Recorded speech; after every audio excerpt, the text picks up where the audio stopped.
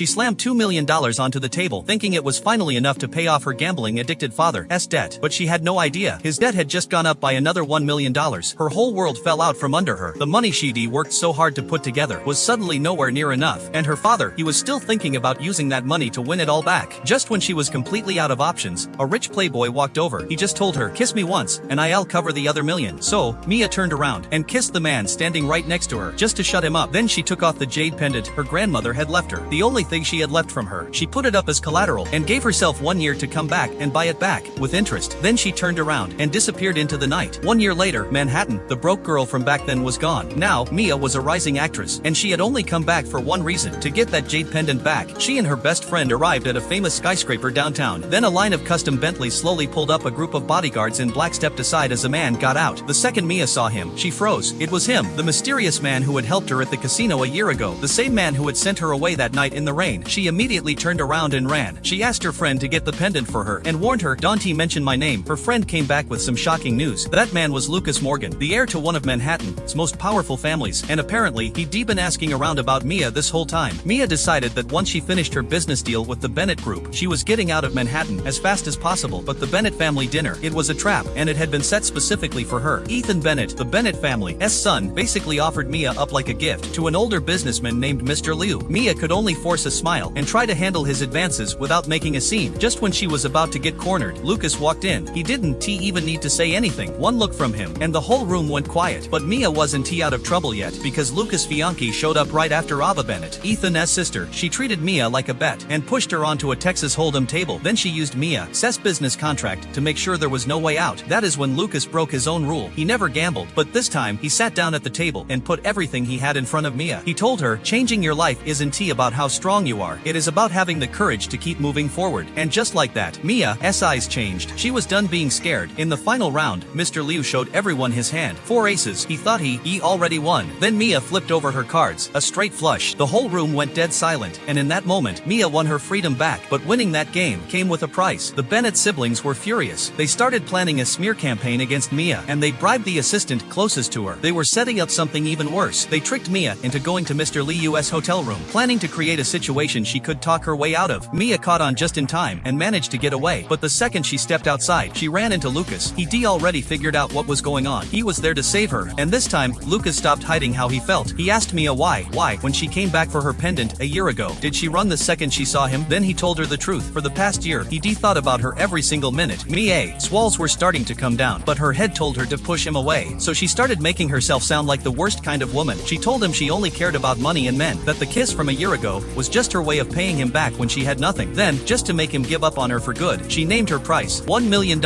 and you can have that kiss again. She thought he'd be disgusted. She thought he'd walk away. Instead, Lucas just looked at her, then quietly said, "Okay." He transferred her $1 million, then told her, "If this is how you want to draw the line between us, then I'll use your way to find my way back to you." That kiss became the most expensive goodbye between them. Mia walked away with tears in her eyes, but Lucas only looked more determined because he knew every time she pushed him away, it was because she was scared. The next day, Ava found Mia. She proudly showed off the engagement ring Lucas's family had picked out, and whatever hope Mia still had was gone. She finally believed it. No matter how real a rich man's feelings seemed, they could beat the rule of marrying someone from the right family. All she had left for Lucas was one final blessing, but Mia didn't know one thing: Lucas had never agreed to that arranged marriage. All that tenderness, all those fights with his family, it had all been for her. And from that stormy night 1 year ago, Lucas had already made up his mind. He wanted only one person, her.